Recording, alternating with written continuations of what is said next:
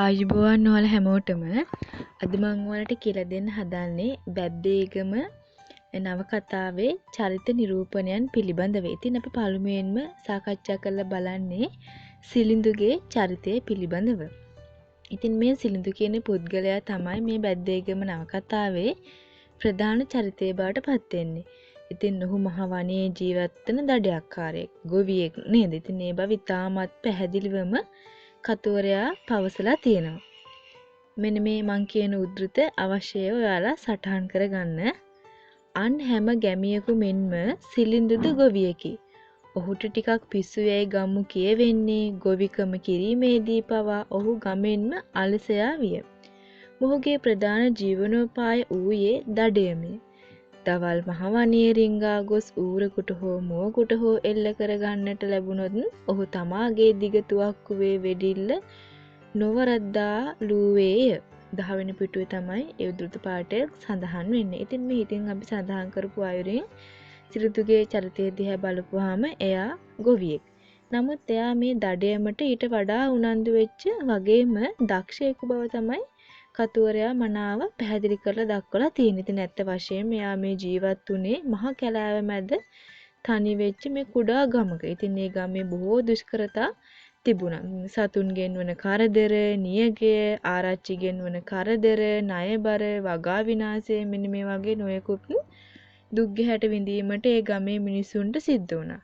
ඉතින් සිලිඳුටද ඒ වගේම මේ ජීවිතයට මුහුණ දෙන්නට සිදු වුණේ මහත් අපහසුතාවල් සමග. ඉතින් එයා නිහඬ මිනිසෙකු බවද මේ අපිට නවකතාවක් කියවද්දී අපට අවබෝධ කරගන්න පුළුවන්. ඉතින් මේ ඔහුගේ චරිත ස්වභාවය කතා බහක් නැති, බලාගත්තු අත බලාගෙන කල්පනාවෙන් යුක්තව හිටින මේ ඔහු, ඒ කියන්නේ මේ සිලිඳු අමුතුම මිනිසෙක් බවට වටහා ගන්න පුළුවන්. බැලූ බැල්මට පෙනෙන්නේ ඔහු අනිත් අයට වඩා ඔතෑණි වැඩි කතාවක් බහක් නැති මිනිසෙකු ලෙසිනි. එහෙත් ගම්මූ වෙන කරුණු සැලකූහ. බොහෝ වන සතුන් මෙන් සිලිඳු නිදාගත්තේ දෙනෙත් හැරගෙනය. බල්ලකු මෙන් ඔහු නින්දෙන් බුරයි, ගොරවයි, තිගෙස්සෙයි. එහෙත් ඔහු නිදාගන්නේ මුවකු මෙන් ඉතා කෙටි නින්දකි. තද නින්දේ සිටියදී පවා ඉතා සුළු ශබ්දයකින් සම්පූර්ණයෙන් අවදි වෙයි. ඉතින් මේ උද්ෘත පාඨය සඳහන් වෙන්නේ 11 වෙනි පිටුවේ. ඉතින් මෙන්න මේ වගේ වදන් වලින් පෙනෙන්නේ සිලිඳු අමුතුම ගතිගුණ තියෙන පුද්ගලයෙක් වශයෙන්. ඉතින් ඔහු සතෙකුට සමාන වන අවස්ථාද මෙන්න මේ උද්ෘත පාඨයේ සඳහන් වෙලා තියෙනවා. ඉතින් ඔහු මේ බැද්දට නොයන විටදී පවා වාසය කරේ තමන්ගේ පැල්පත ඇතුලේ නේද? ඉතින් ඒ වගේම මේ හිස් බැල්මෙන් බලාගත්ත ගමන්ම තමයි ඔහු මේ කාලය ගත කරලා තියෙන්නේ. ඔහු සිටින්නේ අවදියෙන්ද නිදාගෙනද කියලා කිසිවෙකුට කිව හැකි වෙන්නේ නැහැ. මොකද එයා නිදාගත්තත් ඇස් දෙක අරගෙන තමයි නිදාගෙන තියෙන්නේ. ඉතින් ඇත්ත වශයෙන්ම එයාගේ මේ හැසිරීම් රටාවෙන් පෙන්වුම් කළේ ඔහු අමුතුම গুপ্ত චරිතයක් බව. පළමුවෙන්ම මේ සිලිඳු කවුද කියලා පාඨකයාට වටහා දීමට කතුවරයා සමත් වෙලා තියෙනවා. සිලිඳුගේ ගති ලක්ෂණ වැඩි කතා බහක් නොකිරීම, තනිව කියවීම, බලාගත් අත බලා සිටීම වැනි ගති ලක්ෂණ ඔහුගේ මනස ව්‍යාකූල වූ එකක් බවට පෙන්වීමට අනේ ගති ලක්ෂණ සමත් වෙලා තියෙනවා. ඉතින් ඇත්ත වශයෙන්ම ඔහු නපුරු මිනිසෙක් කියලා අපිට හඳුන්වා දීමට පුළුවන්. ඉතින් මේ හිතක් පපුවක් නැති මිනිසෙක් වශයෙන්ද ලෝක ස්වභාවය නොදන්නා පුද්ගලයෙකුයයිද කියලාද හිතන්න පුළුවන්. ඉතින් ඒකට හේතුව ඔහුට දීනියම් දෙදෙනෙකු ලැබුණ විට හිත් පිත් නැති ආකාරයෙන් අසනීපව සිටින බිරිඳට පහර දී මරා දැමීම කියන මේ සිද්ධිය. ඉතින් ඒක තිරිසන් ක්‍රියාවක්. මේ දරුවන් දෙදෙනෙකු වැදූ මවක් විඳින ශාරීරික වේදනාව පවා අමතක කරමින් ඔහු තවත් පිරිසක් ඉදිරියේ බිරිඳට මාරාන්තික පහර එල්ල කරන්නේ කිසිදු චකිතයක් එහෙමත් නැත්නම් මේ ලෝක සම්භවය ගැන නොදන්නා මිනිසෙක් විදිහට. ලැබුණේ ගැහැණු දරුවන් දෙදෙනෙකුයයි එහි සිටි ගැහැණුන් සිලිඳුට දැනුම් දුන් විට ඔහු පැල තුලින් වැද පැඳුරේ වැදිර සිටි දරු මවගේ හිසටත් පපුවටත් පහර දෙන්නට විය. පරට්ටි පරට්ටි කෝ මට පුතෙක්, කෝ මගේ තුවක්කු උස්සාගෙන කැලේ යන්ට පුතෙක්, කෝ මගේ හේන එලි කරවා ගන්නට පුතෙක්, ගෙදර තියාගෙන කන්ට අඳින්ට හම්බ කරන්ට දෑවැද්ද ලෑස්ති කරන්ට තී මට පරට්ටියෝ හදනවද? 122 පිටුවේ සඳහන් මේ උද්ෘත පාඨයකට කදිම නිදසුනක් විදිහට අපිට පෙන්නලා දෙන්න පුළුවන්. ඉතින් එයා මේ බලාපොරොත්තු වෙලා තියෙන්නේ පිරිමි දරුවන්.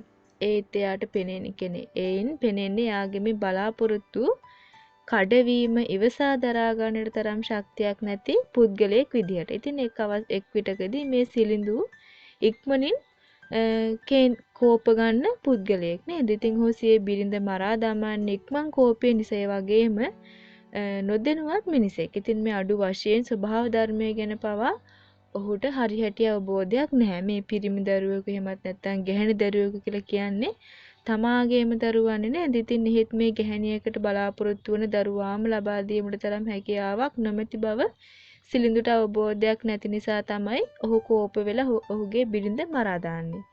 ඉතින් ඒ වගේම ඔහු කෝපේ දිගින් දිගටම පවත්වාගෙන යාමට උත්සාහ ගන්නවා. ඉතින් ඔහු ඉපදුණු ගැහැණු දරුවන් දෙදෙනාට පවා ආදරය කරුණාව නොදක්වනවා. ඉතින් නමුත් ඔහු මේ සෙනෙහසින් යුක්ත පියෙකු බවට පත්වන්නේ નિરાයාසයෙන්මයි. එහෙත් එක දවසක් ඔහු තමුන්ගේ ගේ ඉදිරිපිට ඇන බාගෙන සිටින පුංචි මැණිකා සිලිඳු ළඟට ගොස් ඔහුගේ දනට අත දී ගාම්භීර ආකාරයෙන් ඔහුගේ මුහුණ දෙස බැලුවාය. ඔහු දැරියගේ දෑතින් අල්ලා ළඟටගෙන තමාගේ දෙදන අතර ඈ සිටුවා ගත්තේය. ටික වේලාවක් ඇගේ දෙනෙත දෙස බලා සිටි ඔහු පහත් ස්වරයෙන් ඈට කතා කිරීමට සැරසිණි. "පොඩි පැටික්කේ, ඇයි උඹ විල අතෑරලා ආවේ? උඹේ මේ පුංචි බඩට ඇතිවෙන්න කෑම නැද්ද ඒකේ?" 15 වෙනි පිටුවේ සඳහන් වනේ උද්ෘතය. ඉතින් මේ අන්‍ය ආදී වශයෙන් අවුරුදු 3කට පමණ පස්සේ පහුවෙලා මේ ඔහු ඇය හා කතා කළේ පළමු වරට. ඒ කියන්නේ මේ තමන්ගේ දරුවත් එක්ක. ඉතින් ඔහු මේ සිතුවා වෙන දරඳට පුද්ගලයෙකු බවත් පෙනෙන්න තිනිතින් ඇත්ත වශයෙන්ම මේ දරුඳට ස්වභාවය නිසාම පසු කාලයකදී ඔහු මිනුව මරුවෙකු බවට පත් වෙනවා කියලාත් හිතන්න පුළුවන්. ඉතින් ඊට පස්සේ ඔහු මේ දරු සෙනෙහසින් පිරී ගිය පියෙකු බවට පත් වෙනවා. මේ කතා බහක් නොමැතිව කල්පනා කරමින්ද තනිවම සිටි ඔහු දීනියන් දෙදෙනා සමග කෙලි දෙලෙන් ගත කරන්නට පටන් ගන්නවා කල්යත් යත්ම. ඉතින් ඊට පස්සේ මේ ඔහු පුංචි මැණිකාට කැලේ අරුමය කියලා දෙනවා. ඒක බොහෝ වේලාවක් තුර පවතින විට මේ හින් නිහාමි දෙවෙනි දියණියද එතනට එනවා. ඉතින් මේ දිග කතාව ඉවර වන විට ඇය ඔහුගේ උරහිසට හාන්සි වී සිටියා. ඉතින් මෙන්න මේ කතා කීමෙන් සිලිඳු මහත් විනෝදාස්වාදයක් ලබලත් තියෙනවා. ඉතින් මේ නිහඬ මිනිසා කතා බහ කරන මිනිසෙකු බවට පත් වෙමින් කෙමෙන් පරිවර්තනය වෙමින් දැන් පවතිනවා. කොලයක් රිකිල්ලක් නොසැලී නිසල්මනේ සතුන්ට ලං වෙන හැටි ඔහුන්ට ඉතාමත් සෙනෙහසින් යුක්තව කියලා දෙනවා. ඉතින් මේ සිලිඳු වනයත් සමග කතා බහ කළ මිනිසෙක්. නමුත් ඔහු දීනියන් සමග කතා බහ කරන්නට පටන් ගත් විට වනය සමග කතා කිරීම අඩු වෙලා තියෙනවා. ඉතින් මෙන්න මේ විදිහට දරුවන් විසින් තරමක් දුරට ඔහු වෙනස් පුද්ගලයෙකු බවට පත් කරපු ආකාරයකුත් අපිට දැක ගන්න පුළුවන්. වනයේදී සිලිඳු හා කතා කරනවා යයි කී වන සතුන් Taman සමග කතා නොකරන්නේ මන්දැයි සිතූ ඔහු මුලදී පුදුම වූහ. 21 වෙනි පිටුවේ සඳහන් වෙන පාඩේ. ඉතින් ඔහු මේ සතුන් වගේම වනය සමගත් හුදකලාව කොයිතරම් කාලයක් ගත කළාද කියලා ඒකෙන් අපිට තේරුම් ගන්න පුළුවන්. මුලදීම සිලිඳු ගැන පාඨකයා දැනගන්නේ ඔහු වනයේට මහත් බියක් දක්වන්නෙක් විදිහට.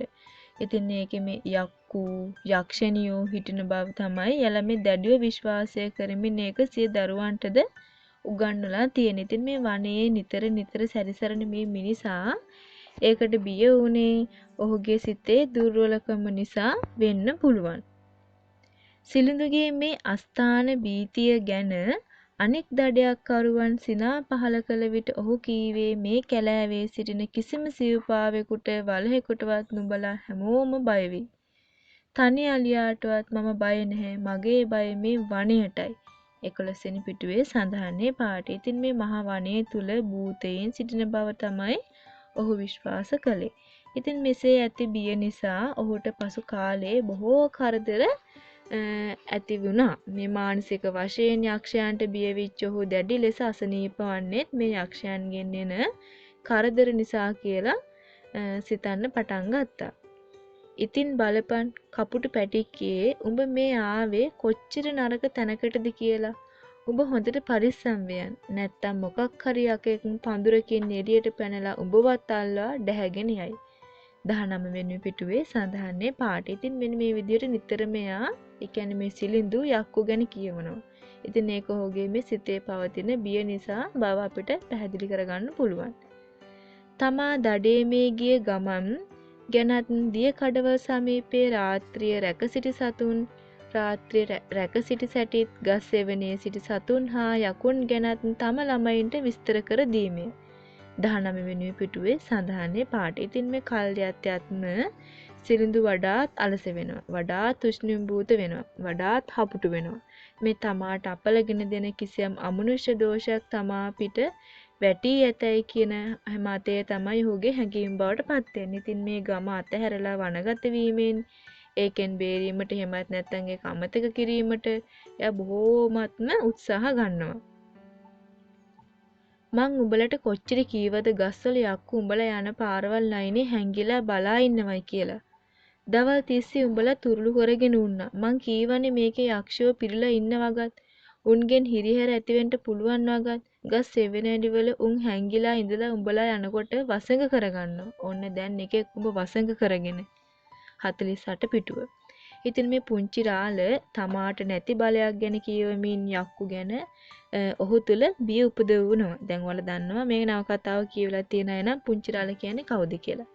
ඉතින් ඔහුගේ මනසේ තරම්ම දුර්වල එකක් බව තමයි අපිට ඒ වගේම පැහැදිලි වෙන්නේ. මතක තියාගනින් බෝගල ආරච්චිට වෙච්ච දේ නුග ගහ යට තවමත් යක්කු නටනවා.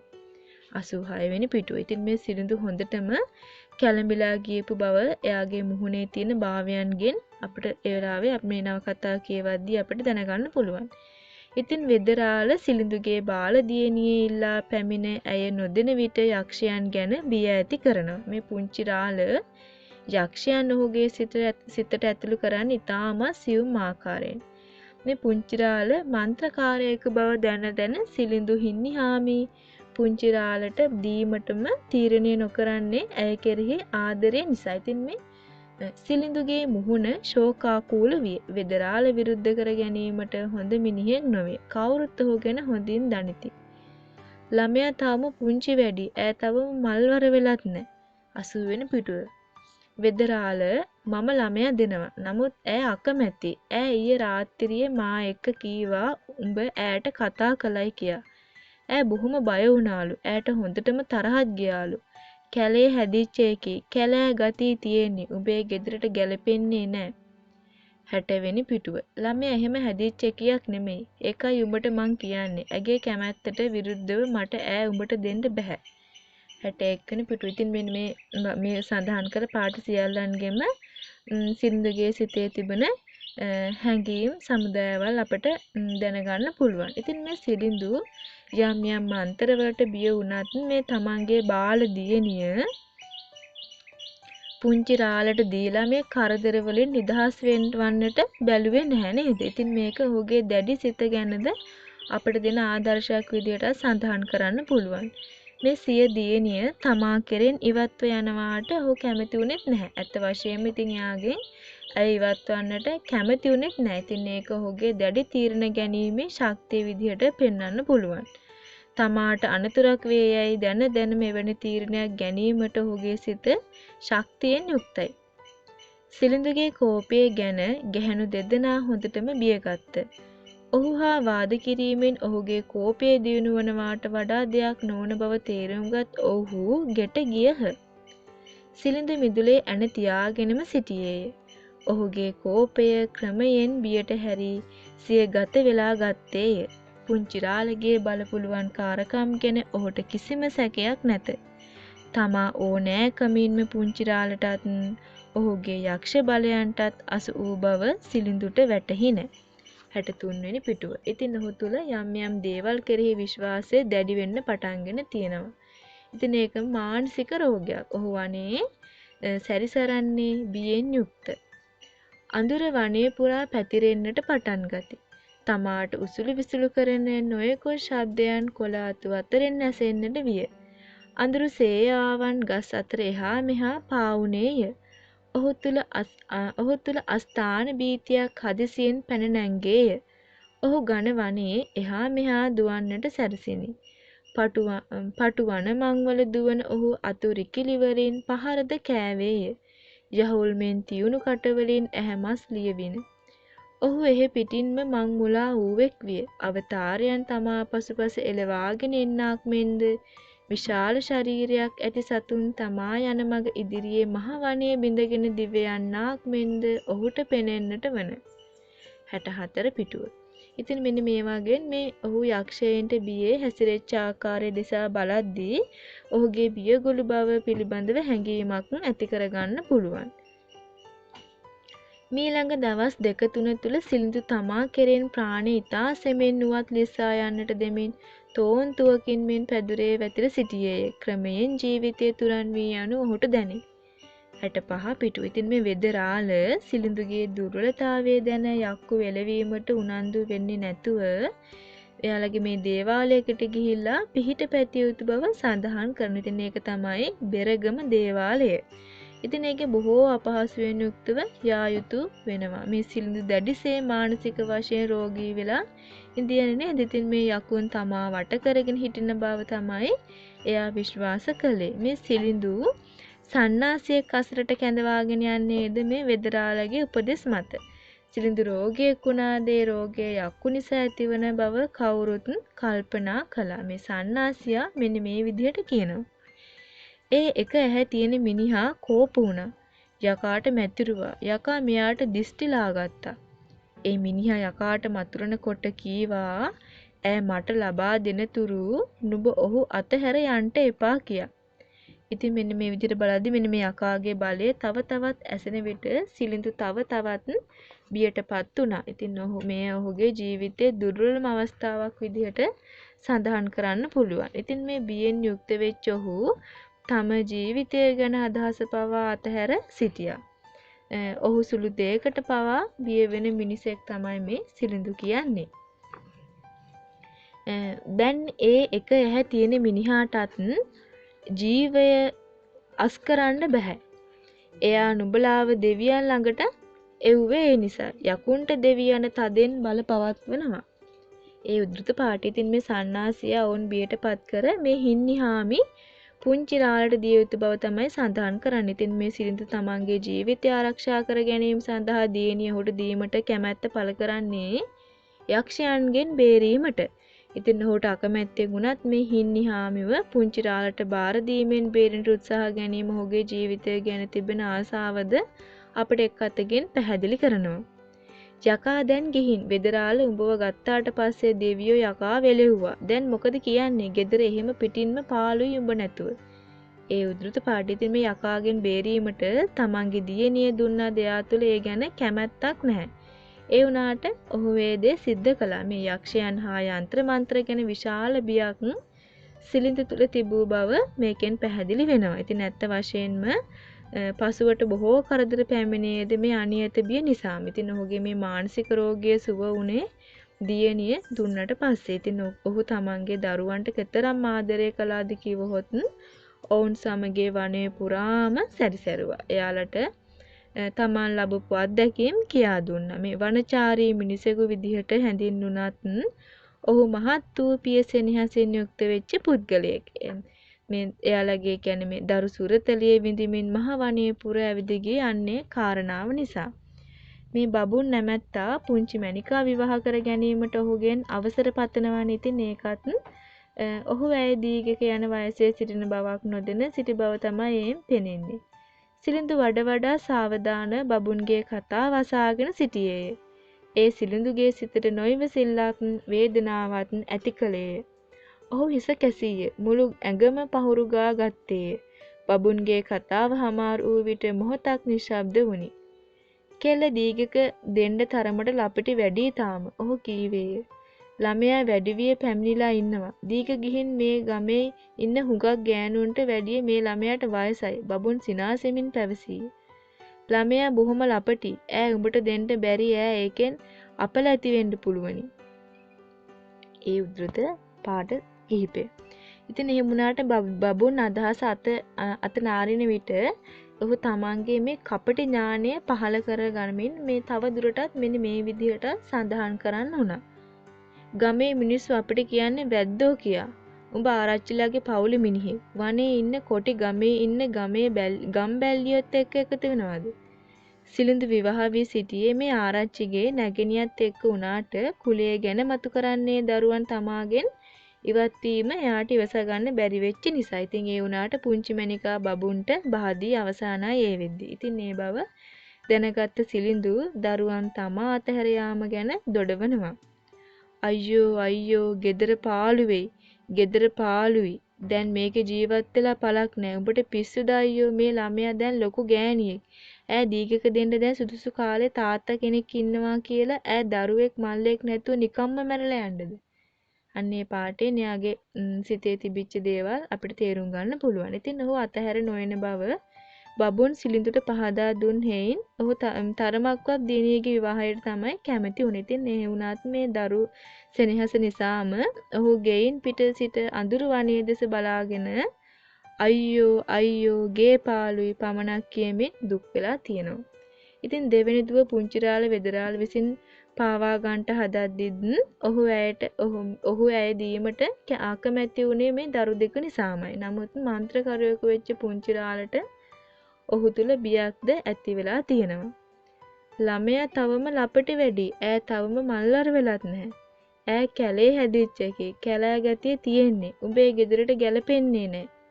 ළමයා එහෙම හැදිච්ච එකක් නෙමෙයි. ඒකයි උඹට මං කියන්නේ. ඇගේ කැමැත්තට විරුද්ධ මට ඈ උඹට දෙන්න බෑ. අයියෝ මං කොහොමද මේක කරන්නේ? උඹ වෙන ඕනෑම දෙයක් කියාපන් වෙදරාළ මම කරන්නම්. මේක නම් කියන්න එපා මට බෑ ඒක කරන්න. ඉතින් මෙන්න මේ පාඩවල ටික හොඳට තේරුම් ගන්න. ඉතින් මේ තමන්ගේ දියණිය වෙනත් කෙනෙකුට දීමට තරම් ශක්තියක් මේ සිලිඳු තුළ නොවේ ඔහු තුළ තිබිච්ච අසීමිත දරු සෙනෙහස නිසාමයි. ඉතින් මේ හින්නිහාමි මිය යෑම ඔහුගේ ජීවිතයෙන් කොටසක් කඩා වැටුණාසේ තිබෙන්න උනා. ඉතින් මේ ගම්ම විසින් අය මරා දැමීම නිසා ඔහු ළඟටම වෙලා හිටියේ හින්නිහාමි ඔහුට නැති වුණා. දවස් කීපයක්ම මිදුල මැදට වී සිලිඳු කල්පනා කළේය. ඔහු කිසිත් කටයුත්තක් නොකළේය. කිසිවෙකුටත් කන් නොදුන්නේය. පුංචි මණිකාට පවා ඔහු සැනසීම නොකළ හැකි විය. කල් පසුවන විට සිලිඳුගේ තද ශෝකය කෙමින් මගහැරී ගිය නමුත් ඔහු ජීවත් වූයේ මෙලොව එපා වූවකු මෙනි. ඔහුගේ ගෙදර කාලකන්ණී අඳුරු පෙනුමක් ඉසිලු වේය. ඒ උද්ෘත පාඨය. ඉතින් මෙන්න මේ විදිහට ඔහුගේ දරු සෙනෙහස වැඩියෙන් පෙන්වූ අවස්ථාවක් වුණේ ඔහු විසින් පුංචිරාළ හා ප්‍රනාන්දු මරා දැමීම කියන අවස්ථාව. ඉතින් ඒක යාගේ ජීවිතයේදී විශේෂ අවස්ථාවක් බවටද පත් වෙලා තියෙනවා.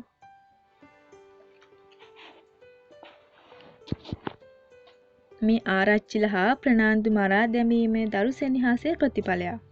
ප්‍රනාන්දු විසින් පුංචි මණිකා රවටා ගැනීමට කරපු උත්සාහයන් වර්ධින විට බබුන් කුමන්ත්‍රණයක් මගින් සිරගෙදරට යවුවනේ දෙන්න එකතුලා නේද? ඉතින් ඊට පස්සේ මේ පුංචි මණිකාට යම් කරදරයක් සිද්ධ වෙන බව දැනගත්තාම ඔහු මේ ආරච්චි හා ප්‍රනාන්දු මරා දැමීමේ දරු සෙනෙහස නිසා ඉතින් මේ සිරගෙද බබුන්ට මෙන්න මේ විදිහට කියන්නේ එන්නේ කාරණාව නිසා.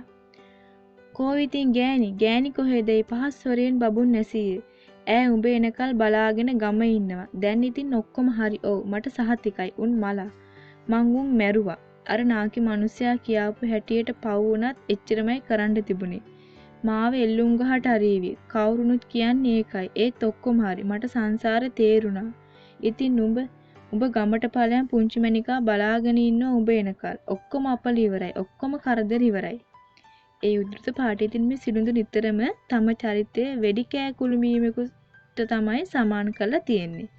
කුළුමීමා වෙඩි කෑවද දඩයක්කාරයන තෙක් සංග වෙලා නිසල්මනේ ඉඳලා මේ ඔහුට පහර දෙනවා. ඉතින් මේ සිලිඳු තමාට හැමදාමත් කරදර කරපු පුංචි ආරච්චි හා ප්‍රනාන්දු මරා දැමීමේ කලක් නිසල්මනේ බලාගෙන ඉන්නවා. ඉතින් ඔහු ඒ සඳහා සිතේ සැලසුම් සටහන් කරමින් තමයි ඉන්නේ. ඉතින් මේ තම හේන වෙන කෙනෙකුට දීම, බබුන් බොරු වර්ධකරුවෙකු කරලා හිරගත කිරීම, පුංචි මණිකාට කරදර කිරීම මෙන්න මේ වගේ සියලු දේවල් ඔහු කාලයක් තිස්සේ හොඳින්ම ඉවසගෙන බලාගෙන හිටපු දේවල්. ඉතින් ඔහු ඉවසිලිවන්ත පුද්ගලයෙක් බවට අපිට වටහා ගන්න පුළුවන් මෙන්න මේ සඳහන් කරපු ප්‍රකාශන වලින්. ඉතින් අන්තිමේදී ආරච්චිලා මරා දැමීමට පෙර ඔහු මෙන්න මේ විදිහට පවසනවා.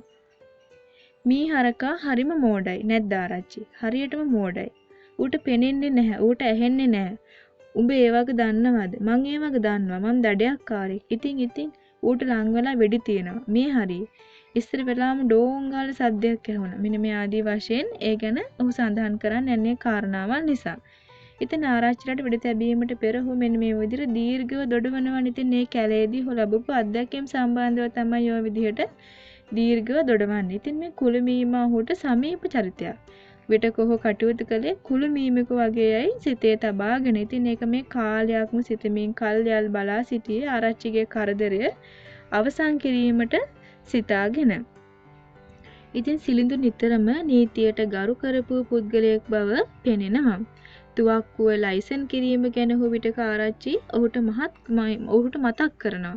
මහා කැලේ තුල හොර තුවක්කු පාවිච්චි කරන්න පුළුවන් වුණත් ඔහු නීතිය කඩ කරන්නේ නැහැ. මේ රුපියල් 2ක මුදලක් ලයිසන් ගැනීම සඳහා අවශ්‍ය වෙනවා. එහෙම වුණාට ඒ මුදල ඔහුව ළඟ නැහැ. ඉතින් ඔහුට තුවක්කුව හොරෙන් උනද පාවිච්චි කරන්න හැකි වුණේ මේ මහ වනයේ තුල ඒක ඉතාමත් පහසු නිසා. නමුත් ඔහු අමාරුවෙන් මේ මුදල හොයාගෙන තුවක්කුවට බලපත්‍රය ලබා ගන්නවා.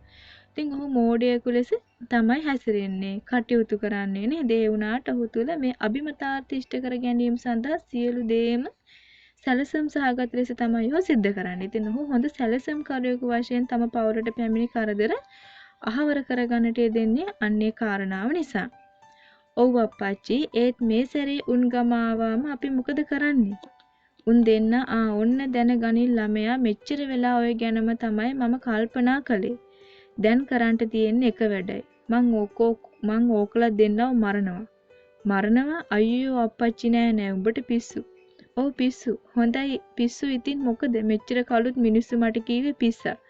පිස්සා වැද්දා කියලානේ. පිස්සු වැද්දා කියලානේ. හොඳයි උන්ට දැන් පෙනේවි මට පිස්සු තියෙනවාද නැද්ද කියලා. මෙච්චර කලක්ම උන් මාව දඩයම් කරගන්නට මා නම් ඇල්ලුවේ නැද්ද? මාත් දැන් මේ අවුරුදු ගාණක්ම මෝඩ මුවෙක් වාගේ කැලේ කඩාගෙන දිව්වේ නැද්ද? නෑ පුංචි ආරච්චි නෑ මෙදා සැරේ නම් මුවා නෙමෙයි. වෙඩි කාපු කුළුමීම. එදා රෑ මං ඕකා දැක්කාම 3 පාරක් 4 පාරක් නැගිට්ටා තුවක්කුව ගන්න. මේක කෙලවරක් කරලා දාන්න. නඩුවෙන් පස්සේ මගේ අතේ තුවක්කුව තිබුණා නම් මං එතනම මේක කෙලවර කරනවා. පස්සේ මට හිතුණා තරහ ගියාටම නැතුව ටිකක් පරිස්සමට මේක කරන්න ඕනෑ කියලා. කුළුමීමගේ ඇස් දෙක කේන්තියෙන් රතු වුණාට ඌ බලා ඉන්නවා දඩයක්කාරයා පහු කරගෙන යනකල් අනින්න. ඉතින් මෙන්න මේක හොඳ උද්දෘත පාඩයක්. ඒක ඔයාලට පාඩම් කරගන්න පුළුවන් නම් ඉතාමත් වටිනවා. ඉතින් ඔහු මේ ඉතාමත් ඉවසිල්ලෙන් සියල්ල සැලසුම් කළා. ඇත්ත වශයෙන්ම ඔහු ඉවසිලිමත් සැලසුම්කාරයෙක්. ඉතින් මේ ඊට පස්සේ ඔහු මිනිව මැරුමක් තමයි ඊට පස්සේ සිද්ධ කළේ. ඉතින් පස්සේ ඔහු නීතියට ගරු කරමින් බාර වීම ඔහුගේ චරිතයේ වඩාත් ඔප්නං වන අවස්ථාවක් වශයෙන් උත් අපිට සඳහන් කරන්න පුළුවන්. ඉතින් මේ අවස්ථාව ඉතාමත් සාර්ථක චරිත නිරූපණයක් විදිහට පෙන්වන්න පුළුවන්. හාමුදුරුවනේ මං ආවේ බැද්දේගම ඉඳලා. එහෙ මිනී මැරුමක් සිද්ධ වෙලා. එහෙනම් මෙහාට වරෙන්. හාමුදුරනේ මං ආරච්චිරයි මුදලාලි මැරුවා. මම බැද්දේගම සිලිඳු ආරච්චි. මටත් මගේ බෑනාටත් විරුද්ධ බොරු නඩුවක් දැම්මුවා. මම මෙහෙන් වාඩි වෙන්නද හාමුදුරනේ? මට බොහොම මහන්සි. ඉතින් මෙන්න මේ විදිහට අමාරුවෙන් දුර බැහැර ගෙවාගෙන ගිහිල්ලා ඔහු තම වරද පිළිගත්තේ නිර්භීත ආකාරයෙන්. නමුත් ඔහුගේ මේ මුල් චරිත විකාශනයේදී ඔහු මෝඩ මිනිසෙක් වදිහට තමයි මේ පාඨකයා හඳුනාගෙන සිටියේ. නමුත් ඔහුගේ මේ සැඟවෙච්ච චරිත ලක්ෂණ ඉස්මතු වෙනවා කතාව ටිකෙන් ටික ගලාගෙන යද්දී. ඉතින් එක් අතකින් කැලේ හැසිරෙච්ච ඔහුට බියක් නැති වෙන්නට ඇති. මේ සතුන් මරන්න පුරුදු සිරිඳුට හැකිනම් මිනිස්සු දෙදෙනෙක් මැරීම ඉතාමත් පහසු දෙයක් විය හැකියි.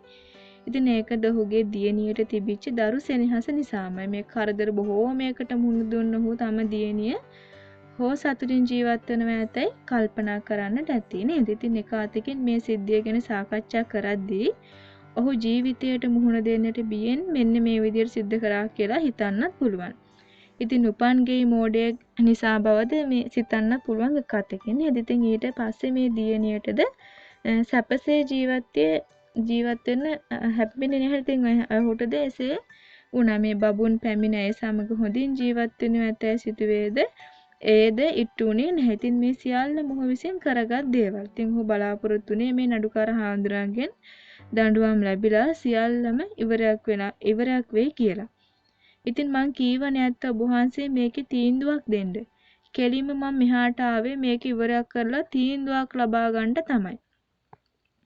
ඉතින් ඔහු රිමාන්ඩ් භාරයට ගෙන යන අවස්ථාවෙත් මගදී හමු වන මහල්ලා හා මේ සිලිඳු අතර ඇතිවන කතා බහෙන්ද සිලිඳුගේ චරිතය තව තවත් ඔප්පුවත් කරලා තියෙනවා. මේ මහලු මිනිස්සයා සිලිඳුගේ සිත් ගණන් තියෙනවා. ඉතින් ඔහු බොහෝ දේවල් මහලු මිනිසා සමග තාමත් පහසුවෙන් කතා කරන්නට යෙදෙනවා. ඉතින් මේ කතා අඩු මිනිහෙකු වෙච්ච මේ සිලිඳු නිදහසේ බොහෝ දේ ඔහු සමග කතා කරනවා. සිලිඳුගේ සත්ව කරුණාව ගැනද ඔහු සමග කතා කරනවා. උඹ දන්නේ නෑ අපොච්චි කැලේ ගැන. කැලේ සත්තු මට කතා කරන්නේ කෑම ගැන, බඩගින්න ගැන, දඩයම ගැන. උඹ කියන ඔය සංසාරය ගැන උන් දන්නේ නෑයි මෙහිදී සිලිඳු කීවේ. ඉතින් මේ සිලිඳු මහල්ලා සමග කතා කළ ඉතාමත් සංයමයෙන්. ඔහු පිස්කල් නිලධාරියා හා ගමන් කළ ඉතාමත් සංසුන්ව වගේම කරදරයකින් තොරව. මේ නවකතාවක චරිත නිරූපණයේදී එම චරිත එකම විදිහකින් ගලා යාම දුර්වලකමක් නේද? ඉතින් මේ චරිත හොඳම චරිතයක් එහෙමත් නැත්නම් නරකම චරිතයක් විය යුතු නැහැ. ඉතින් ඒකට කියන්නේ මේ සුදු සහ කළු චරිත කියලා. ඉතින් මේ නම සිලිඳුගේ චරිතය සුදු චරිතයක් එහෙමත් නැත්නම් කළු චරිතයක්ද වෙන්නේ නැහැ. ඉතින් මේ සියල්ලම සමබරව ඔහුගේ චරිතය තුළ පවතිනවා. ඉතින් ඒ නිසාම මේ චරිතය පාඨකයා තුළ සිත් ගන්න ආකාරය නිර්මාණය කිරීමට කතුවරයා සමත් වෙලා තියෙනවා. ඉතින් විටක සිලිඳු පිස්සෙකු වගේ වැඩ කරනවා. ඉතින් ඔහු ඉක්මනින්ම කෝපකාරයෙක්. ඉතින් තවත් අවස්ථාවක ඔහු හෙමින් කල්පනා කරන නිශ්ශබ්ද මිනිසෙක්. ඒ වගේම දරු සෙනෙහසින් උපරිම වෙච්ච පුද්ගලයෙක්. විටක මේ ෂණික තීරණ ගන්නා මිනිහෙක්. ඉතින් නීතිය අතර ගන්නා පුද්ගලයෙකු වගේම නීතියට ගරු කරන මිනිසෙක්. විටක ඔහු හිතක් පපුවක් නැතිව කටයුතු කරන පුද්ගලයෙක්. තවත් විටක ඔහු සත්තුන්ට ආදරය කරනවා. නේ දෙවිතරක් නෙමෙයි ඔහු දඩයක්කාරයෙක්, අහිංසකයෙක්, කම්මැලි වගාකරුවෙක්, පරිසරයට ආදරය කරන මිනිසෙක් නේද? ඉතින් මෙන්න මේ බව වඩාත් වැටහෙන්නේ ඔහු තම දියණියන් දෙදෙනාට වනය ගැන කියන අපූර්ව කතාවලින්. ඉතින් ඒ නිසා මේ සිලිඳුගේ චරිතය සමබරව ඉදිරියට ගෙන යාමට කතුවරයා සමත් වෙලා තියෙනවා. ඉතින් ඇත්ත වශයෙන්ම මේ කතුවරයාගේ දක්ෂතාවයේ මනවින් කැපී පෙනෙන අවස්ථාවක් විදිහට මේ සිලිඳුගේ චරිත නිරූපණය අපට සඳහන් කරන්න පුළුවන්. ඉතින් අපූර්ව ලෙසින් හොඳ නරක සම්මිශ්‍රණීය වෙච්ච චරිතයක් ගැන අප ඉදිරියේ රූපපලක් මැවීමට කතුවරයා මේ සිලිඳු හරහා උත්සාහගෙන තියෙනවා. ඉතින් ඔහුගේ උත්සාහය සාර්ථක වෙලත් තියෙනවා. සමහර අවස්ථාවලදී පාඨකයා පවා අතරමං වෙනවා මේ සිලිඳු මොන විදිහේ චරිතයක්දයි කියලා සිතීමට වෙහෙස කරවීම තුලින් මේ රස විඳීමට වෙහෙසෙනව නේද? මේ නව කතාවක රස උද්දීපනය කරන්න ඕනේ අන්නේ විදිහට. ඉතින් කතාව මුලින් ඉඳලම කියාගෙන යාමට උනන්දු වෙන්නේ ඒ චරිත ඒ අවස්ථාවේ ක්‍රියා කරන ආකාරය මනවින් පෙන්වුම් කිරීමෙන්. ඉතින් ඇත්ත වශයෙන්ම මේ සිරිඳගේ චරිතය සාර්ථක වගේම අපූර්ව චරිතයක්. මේ පාඨකයාට කාලයක් තිස්සේ මතක තිබෙන හා අපූර්ව ආස්වාදයක් ගෙන දෙන සිරිඳු කියන මේ මිනිසා සිතෙන් මැකී යන්නට බොහෝ කාලයක් නම් ගත වෙනවා නොඅනුමානයි. ඉතින් අපි ඒ සාකච්ඡා කළේ බැද්දේගම නවකතාවේ එන ප්‍රධාන චරිතය වන සිරිඳුගේ චරිත නිරූපණය පිළිබඳව. ඉතින් ඔයාලට මේක වැදගත් නම් ඔයාලගේ යාළුවන් අතරෙත් මේ වීඩියෝ එක ෂෙයා කරන්න.